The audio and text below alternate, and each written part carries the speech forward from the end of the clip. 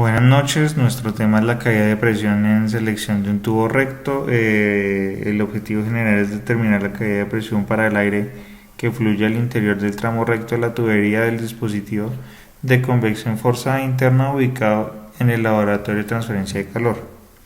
Como objetivos específicos, medir la presión cada 30 segundos hasta que el tubo pitot entre en contacto con la pared opuesta del tubo. Registrar los datos como posición del tubo pitot, temperatura y diferencias de presión. Determinar el número de Reynolds y el flujo de aire de la tubería de la máquina de T1. Establecer el perfil de velocidades gráficamente para comprender los datos medidos. Aquí mostramos unos pocos conceptos teóricos sobre lo que es la sonda y el tubo pitot. El número de Reynolds, la ecuación que representa el número de Reynolds,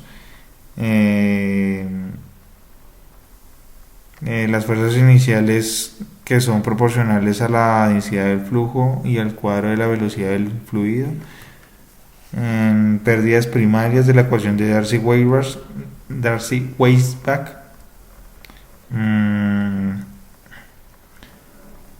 las pérdidas menores, la velocidad media que lo usamos es para hallar la caída de la presión. A continuación mostramos los listados de las herramientas junto con la máquina TD1. Entonces usamos el calibrador para poder medir el diámetro del tubo interno, el barómetro digital para medir la presión atmosférica que había en el laboratorio, el cronómetro con el cual tomamos las medidas de temperatura cada 30 segundos y el flexómetro con el que tomamos las medidas de la termocupla 1 y la termocupla del tubo pitot para poder tener la longitud, la cual es de 1525. En el primer diagrama podemos observar que es la presión estática y la presión dinámica. La presión dinámica es la que toma el tubo pitot y la presión estática es la que circula alrededor de él, la cual él solo ha de tomar la presión o un flujo de la presión en un tramo del tubo. Entonces, a medida que vamos continuando con nuestra práctica, pues esta parte del tubo pitot va a bajar. Entonces vamos a tomar varias medidas en cuanto al diámetro del tubo y su comportamiento del flujo. Estos son los datos medidos, son los datos que sacamos de la práctica, y para desarrollar nuestro ejercicio tomamos los valores de la media, porque la mediana es un valor central de todos los datos y no nos sirve. Entonces tomamos la mediana, la cual nos da valores medios pero más cercanos a un valor que podamos usar. Para la solución del ejercicio usamos la presión 2, que es esta línea, y aquí usamos este valor para desarrollarlo. Para poder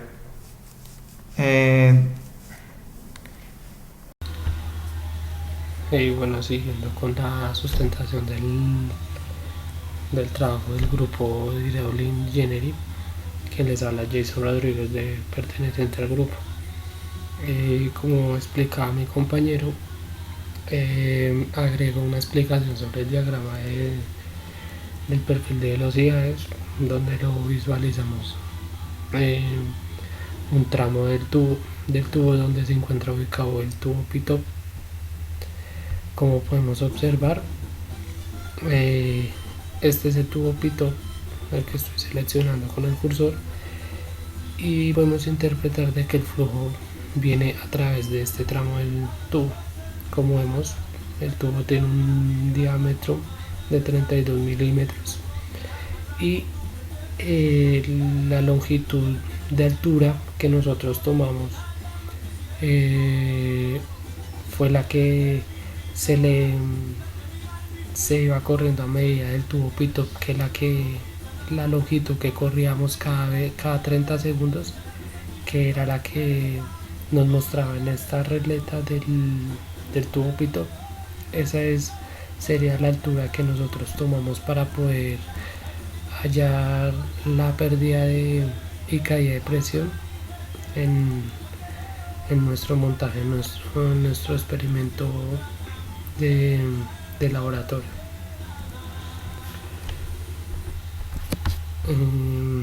Pues continuando con la práctica, pues adicional también les indico que dejamos un pequeño video del procedimiento que realizamos en el laboratorio. Como había indicado mi compañero, para nosotros poder hallar la densidad y la viscosidad cinemática tuvimos que realizar una interpolación entre los dos valores que están seleccionados con amarillo, ya que la temperatura que nosotros nos dio, que nosotros le sacamos en este punto, que fue la mediana, nos daba de 24.29, pues por esa razón tuvimos que realizar una interpolación entre esos dos valores para poder sacar los dos datos que necesitamos.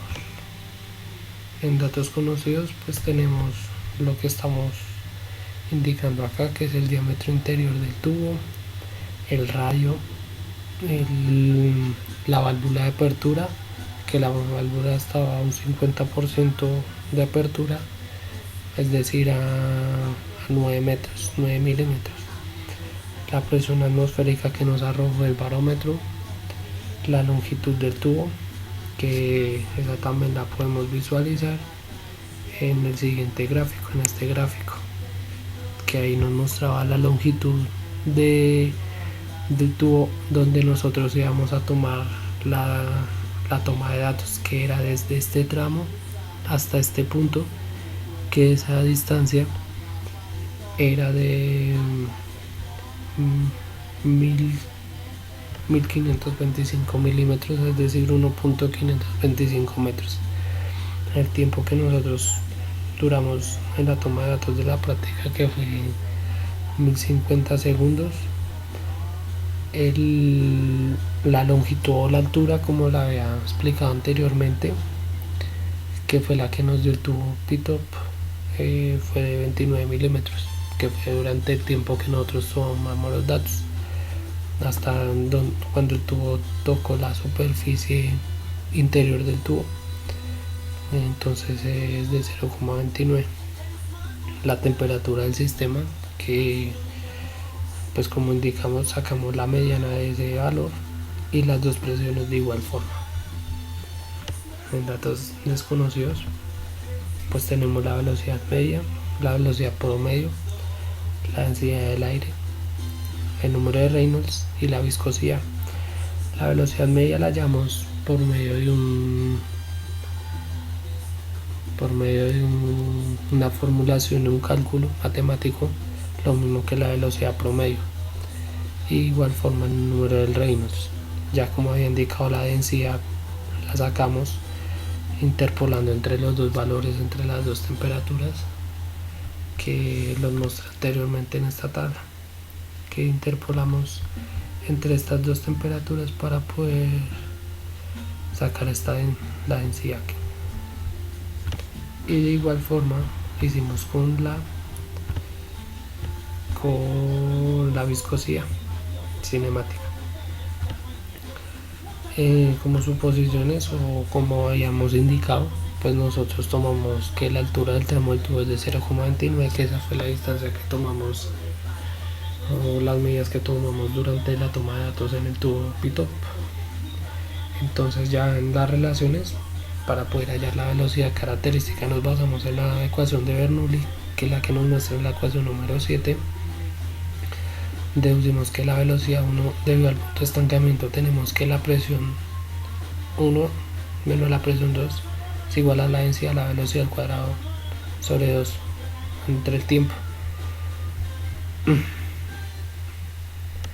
Decimos que por debido a la diferencia de presiones se despeja la ecuación y obtenemos la ecuación de la velocidad característica, que es la siguiente, donde reemplazamos los valores y nos da este valor de la velocidad característica. Para poder hallar la velocidad promedio que había indicado, tuvimos que hacer la ecuación general para la velocidad promedio, que es una integral entre 2 sobre el radio al cuadrado entre los dos puntos de integración, que sería 0, que sería el punto mínimo, hasta r, que sería el radio del tubo, que sería 0,016. Para poder obtener este valor, estos valores de acá, esos valores nos los da la siguiente gráfica, que es cuando realizamos la regresión la regresión entre la presión y la temperatura, que nos da los dos valores.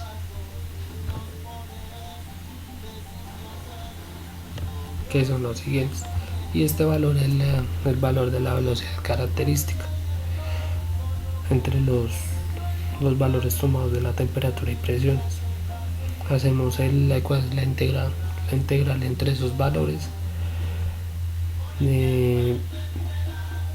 donde nos da, pues ya solucionando la ecuación completa, la velocidad promedio nos da de 42.011.25 metros sobre segundo.